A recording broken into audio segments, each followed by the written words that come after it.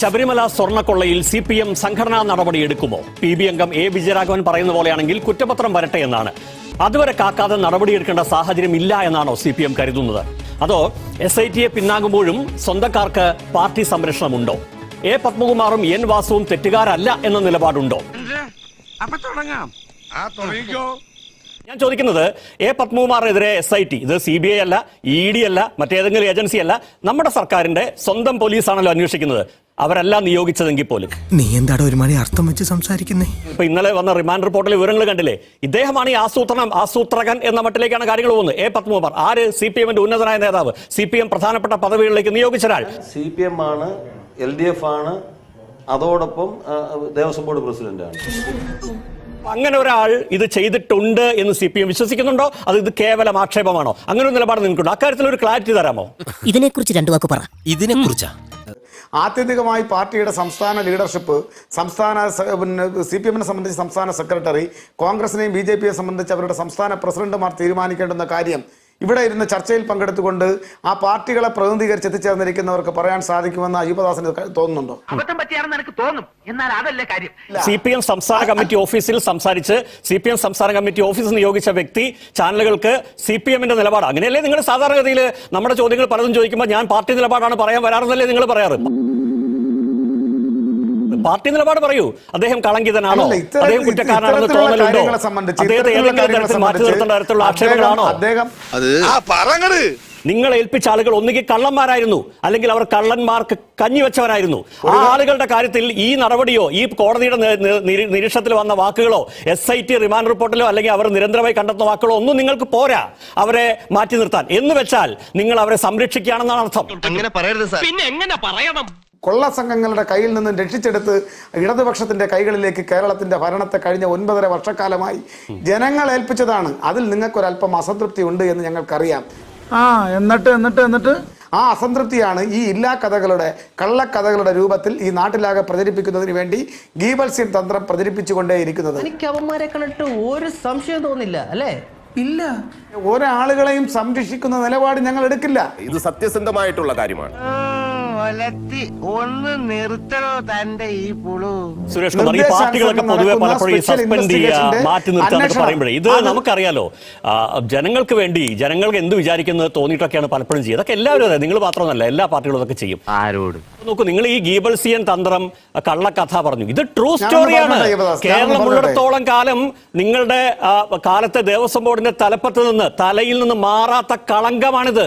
ശബരിമല കട്ടു എന്നത്, കൊള്ള നടത്തിയെന്നത്, ഇത് ട്രൂ സ്റ്റോറിയാണ്. ഇവരൊക്കെ എന്താണ് മനസ്സിലാകാത്തത്?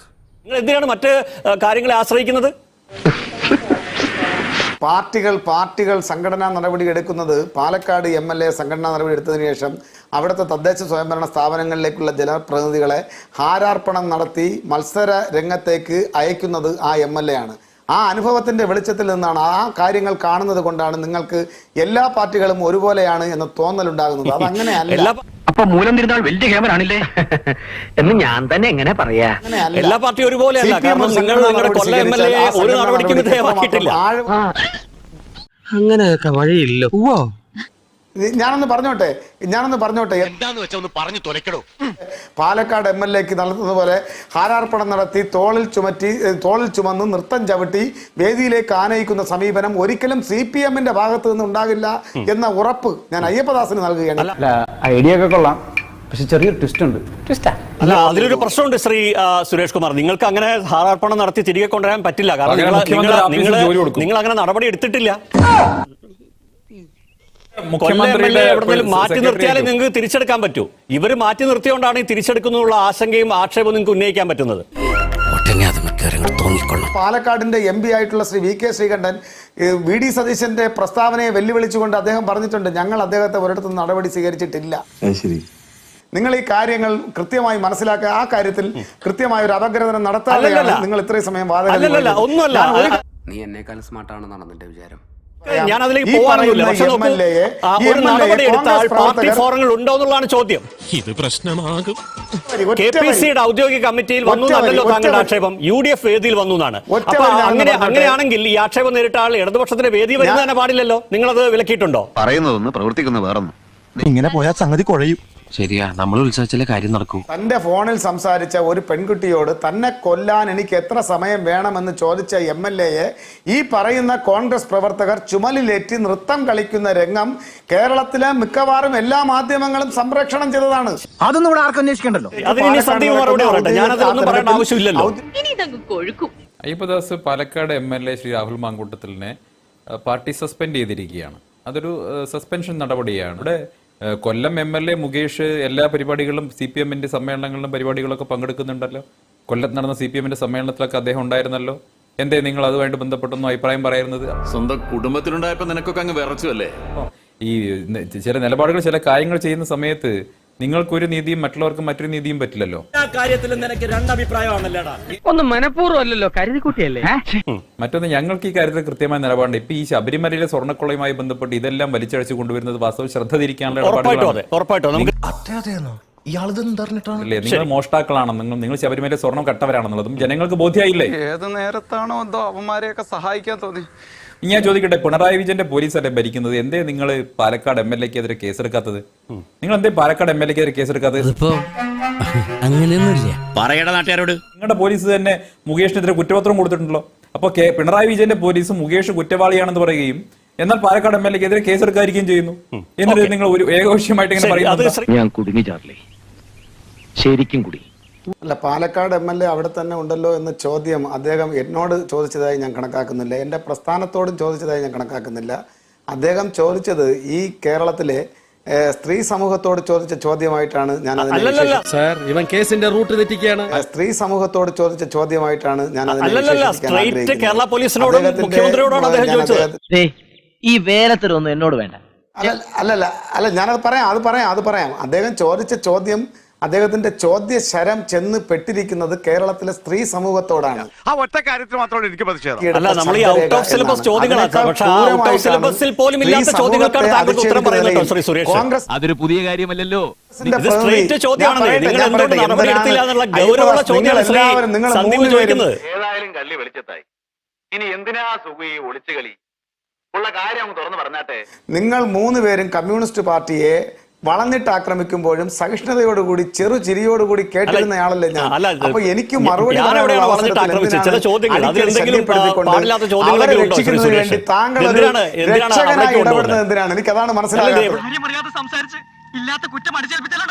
ഇല്ല, ഒരിക്കലും ഇല്ല. താങ്കൾ വീണ്ടും അതേ കാര്യങ്ങൾ പറഞ്ഞപ്പോ താങ്കൾ കേട്ട പോലെ ഞാൻ കേട്ട പോലെ നമ്മുടെ പ്രേക്ഷകർ കേട്ടിട്ടുണ്ട്. എന്താണ് ശ്രീ സന്ദീപിന്റെ ചോദ്യം? ഞാനൊന്ന് പറഞ്ഞോട്ടെ.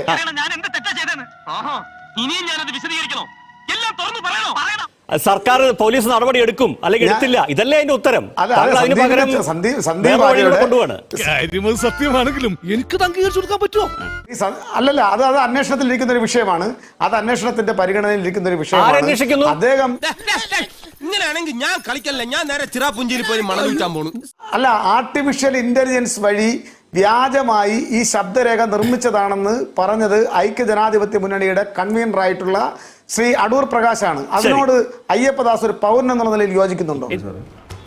ഒന്ന് വിളിച്ചോണ്ട് പോടോ. ഇതിൽ എന്ത് ചോദ്യത്തിന് എന്ത് പ്രസക്തി എന്നേ? ഏതോ നേതാവ് എന്ത് പറഞ്ഞൊന്നും ഇവിടെ പ്രസക്തമേ അല്ല. ഞാൻ താങ്കളുടെ മുന്നിലേക്ക് വെക്കുന്നത് ഇതിലൊരു ക്രക്സ് ഉണ്ട്, ഈ ചോദ്യത്തിലൊരു ക്രക്സ് ഉണ്ട്. ആ ക്രക്സ് എന്താണ്? ഈ കോൺഗ്രസ് പ്രതിനിധി ചോദിക്കുകയാണ് നിങ്ങളുടെ പോലീസ് എന്താ ചെയ്തതെന്ന്. അതിനല്ലേ മറുപടി? നിങ്ങൾ കേൾക്കാത്തല്ലത്. പക്ഷെ താങ്കൾക്ക് സേഫായിട്ട് ഈ പോസ്റ്റിൽ കളിക്കുന്നതാണ് സൗകര്യം. അതവിടെ നിൽക്കട്ടെ. രണ്ടാമത്തെ കാര്യം, BJP-യുടെ പ്രതിനിധി ഒരുപാട് വാചാലനായി ഇവിടെ കുറെ കാര്യങ്ങൾ